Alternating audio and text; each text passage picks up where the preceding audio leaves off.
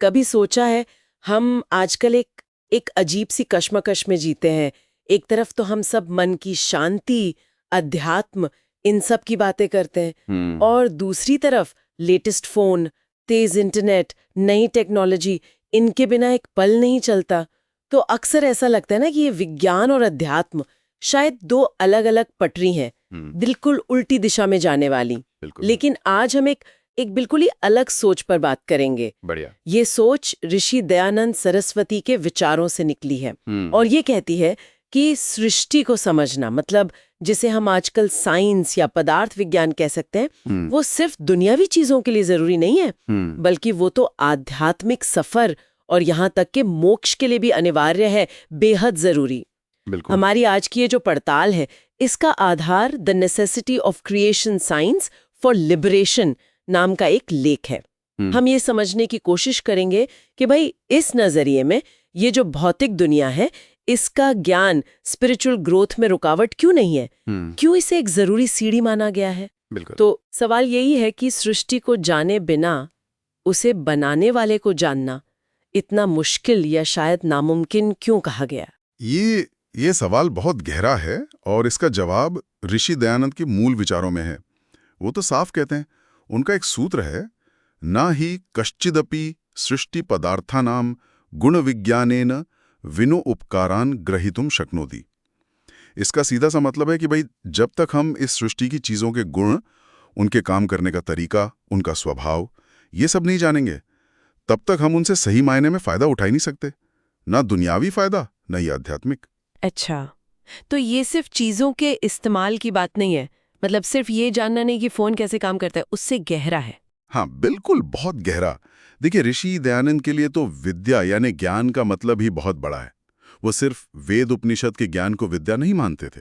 पदार्थ विज्ञान यानी सृष्टि का ज्ञान, वो भी विद्या का ही एक जरूरी हिस्सा है उनके लिए। उनके हिसाब से असली विवेक, आप समझते हैं विवेक मतलब सही गलत, सच झूठ को पहचानने की जो पैनी समझ होती है, वो तभी आती है जब हम पृथ्वी से लेकर परमेश्वर तक हर चीज के गुण, कर्म और स्वभाव को ठीक से जानते हैं। और ये जानना ही तो सृष्टि विज्ञान है। और फिर इसी विवेक से वैराग्य आता है, सही कहा ना? हाँ बिल्कुल, क्योंकि जब विवेक से आपने सत्य और असत्य को अलग अलग पहचान लिया, तभी तो आप सत्य को अपनाने और असत्य को छोड़ने का पक्का इरादा कर पाएंगे। और यही तो है वैराग्य। अब सोचिए, सत्यार्थ प्रकाश में जब वो मुक्ति के साधन बताते हैं, तो पहला कदम क्या है? विवेक। और उसी विवेक को समझाते हुए वो पंचकोशों की बात करते हैं। अन्नमय कोश, प्राणमय कोश, जो आत्मा के ऊपर परतें मानी जाती हैं, और 4 तरह के शरीर भी बताते हैं, स्थूल, सूक्ष्म, कारण। हाँ, ये तो सब शरीर और मन की बनावट का विज्ञान ही हुआ एक तरह से। बिल्कुल, यही तो सृष्टि विज्ञान है।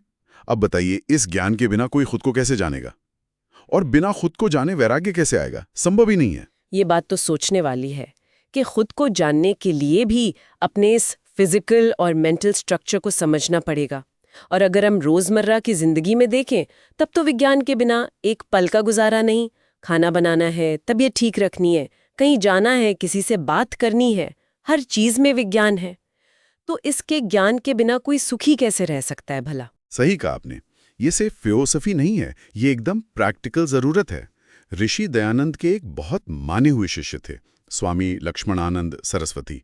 वो भी यही कहते थे कि आत्मज्ञान पाने की योग्यता, वो एलिजिबिलिटी हासिल करने के लिए भी आपको स्थूल चीजें जैसे ये हमारा शरीर और सूक्ष्म चीजें जैसे हमारा मन, बुद्धि, इन सबको जानना जरूरी है। ऋषि दयानंद तो यहां तक कहते थे कि जो योगी बनना चाहता है, उसे ईश्वर से लेकर पृथ्वी तक हर पदार्थ को साक्षात करने का यत्न करना चाहिए, मतलब अनुभव से जानना। वो लिखते हैं, ईश्वर मारभ्य भूम्य यंतान पदार्थान साक्षात कर्तुम प्रयतन्ते। ओह, यानी सिर्फ आंख बंद करके ध्यान लगाना ही योग नहीं है, बल्कि पूरी सृष्टि को एक्टिवली समझने की कोशिश करना, वो भी योग का हिस्सा है। ये तो उन विचारों से काफी अलग हैं जो कहते हैं कि दुनिया तो माया है, इसे बस नजरअंदाज करो। हाँ, ये बहुत बहुत महत्वपूर्ण अंतर है। ऋषि दयानंद पदार्थ विज्ञान को कहते हैं अपरा विद्या, और जो ब्रह्म ज्ञान है, अध्यात्म विद्या है, उसे कहते हैं पराविद्या। लेकिन वो अपरा विद्या को पराविद्या का मूल मानते हैं, जड़। जड़ जैसे पेड़ की जड़ बिल्कुल। जैसे जड़ के बिना पेड़ पर फल नहीं लग सकता, वैसे ही सृष्टि के ठोस ज्ञान अपराविद्या के बिना वो परम ज्ञान, आत्मज्ञान या ईश्वर ज्ञान, पराविद्या का फल मिलना बहुत मुश्किल है। असंभव नहीं, पर मुश्किल जरूर है। उनका तो ये भी मानना था कि जो लोग सृष्टि क्रम को, मतलब ये दुनिया कैसे बनी, कैसे चल रही है, इसे ठीक से जानते हैं, ऐसे विद्वान हर जगह सम्मान पाते हैं। यो यथावत सृष्टि क्रमम जानन्ति ते विद्वांसः सर्वतः पूज्यन्ते। और जो नहीं जानते वो पीछे रह जाते हैं या तिरस्कृत होते हैं। तो इसका मतलब ये हुआ कि ये जो सृष्टि का ज्ञान है ये हमें डबल फायदा देता है। एक तो हम दुनिया की चीजों का सही इस्तेमाल करके अपनी जिंदगी अच्छी बना सकते हैं, सुखी बना सकते हैं।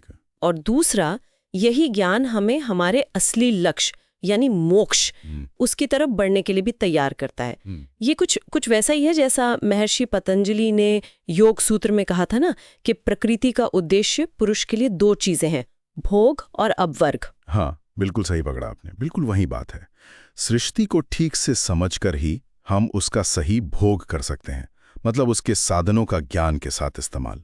और इसी समझ से जो विवेक और फिर वैराग्य पैदा होता है, उसी के जरिए हम अपवर्ग यानी मुक्ति की तरफ बढ़ सकते हैं। तो अगर हम आज की पूरी बातचीत को समेटें तो ऋषि दयानंद सरस्वती के नजरिए से ये जो सृष्टि का ज्ञान है, पदार्थ विज्ञान है, ये हर इंसान के लिए जरूरी है, मस्ट है।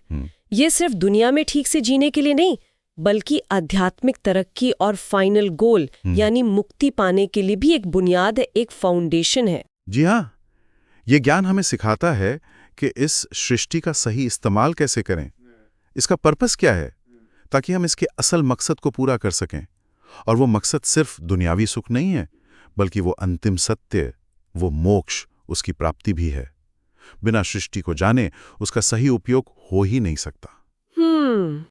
आज की इस चर्चा से एक ख्याल जरूर मन में आ रहा है कि अगर पदार्थ विज्ञान ये अपराविद्या जड़ है और आध्यात्म ज्ञान वो पराविद्या उसका फल है, तो कहीं ऐसा तो नहीं कि आज के समय में हम इस जड़ को, मतलब दुनिया और विज्ञान की गहरी समझ को थोड़ा नज़रअंदाज कर रहे हैं और सीधे फल तोड़ने की कोशिश में कहीं हम असल आध्यात्मिक फल लगने की संभावना को ही कमज़ोर कर रहे हो। इस पर विचार किया जा सकता है।